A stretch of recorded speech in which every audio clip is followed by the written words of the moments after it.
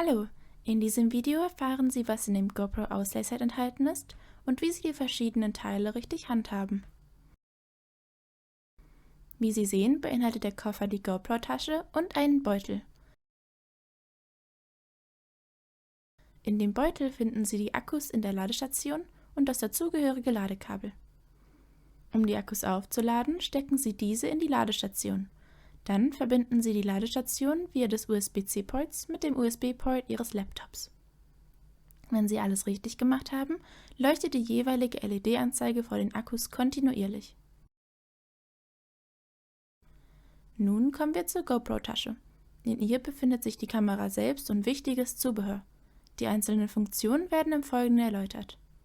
Hier sehen Sie die GoPro Max. Auf dieser Seite befindet sich der An- und Ausknopf. Wenn Sie die Kamera drehen, sehen Sie den Auslöser. Auf der Unterseite sind die Stativflaschen eingehakt, um ein Stativ an der Kamera zu befestigen.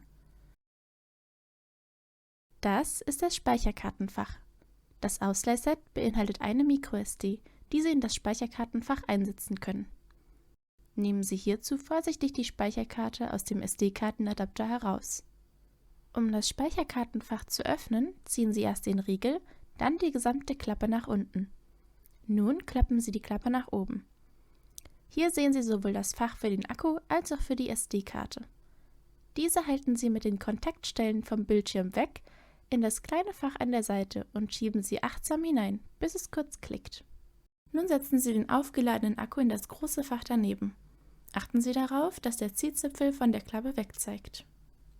Beim Schließen des Faches klappen Sie die Klappe nach unten und schieben Sie sie dann hinein. Vergessen Sie nicht, den kleinen Riegel wieder auf die rote Fläche zu schieben, um das Fach abzusichern. Wenn Sie die GoPro an ein Stativ befestigen möchten, klappen Sie die Stativflaschen jeweils zueinander nach unten auf.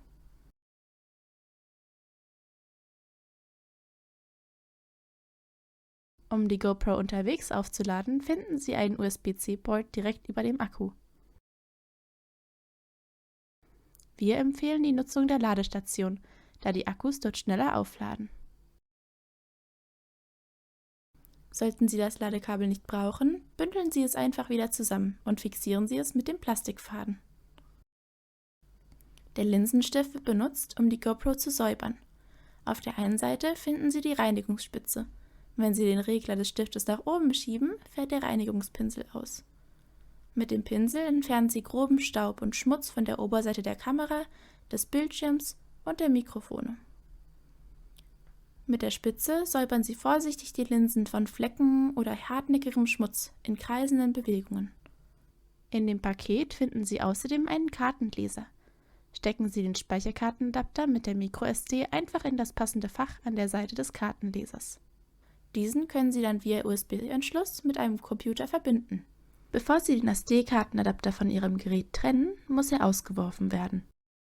Zuletzt bekommen Sie mit der GoPro eine passende Fernbedienung zur Fernauslösung. Durch Drücken des roten Knopfes lösen Sie die Kamera aus. Auf dieser Seite können Sie zwischen Video- und Fotomodus mit dem Mode-Knopf wechseln oder mit dem Schraubenschlüsselknopf den Winkelgrad der Aufnahme zu 180 oder 360 Grad ändern. Durch kontinuierliches Drücken des An-Aus-Knopfes auf der oberen Seite schalten Sie die Fernbedienung an oder aus.